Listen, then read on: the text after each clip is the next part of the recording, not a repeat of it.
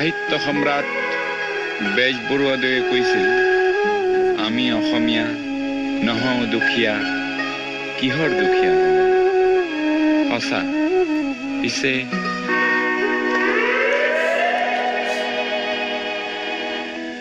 আমি অসমীয়া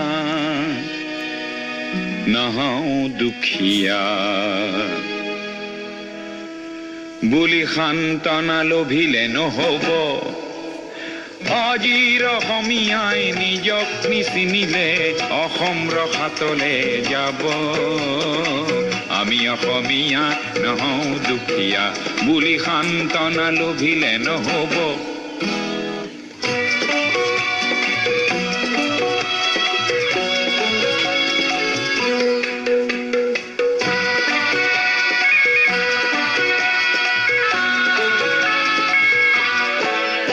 নানা জাতি উপজাতি ৰহনীয়া কৃষ্টি আঁকোৱালি লৈ হৈছিল সৃষ্টি এই মোৰ অসম দেশ। বিভেদ পৰিহৰি নিজ হাতে শ্ৰম কৰি দেশক নগঢ়িলে এই দেশ হ'ব নিশেষ আৰু মনবোৰ ভাগি ছিগি যাব। আজিৰ অসমীয়াই নিজক নবচালে অসমতে মগনীয়া হ'ব। আমি অসমীয়া নহওঁ দুখীয়া বুলি সান্তনা লভিলে নহব।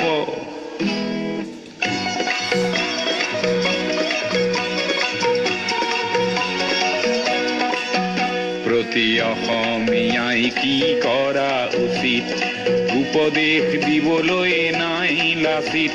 ডাঙৰ নহয় দেশতকৈও মোৰ দুৰ্বল চিতিয়া মোমাইবোৰ বোলা হেংদান ধাৰি লাচিত নেথাকিলেও আগুৱাই যাবই লাগিব।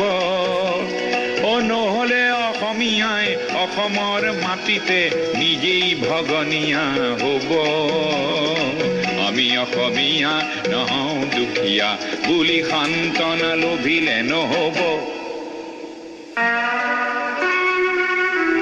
অসম মৰিলে আমিও মৰিম বুলি ক'বলৈ কোনো যে নাই বুলি আজি কোনে কয়?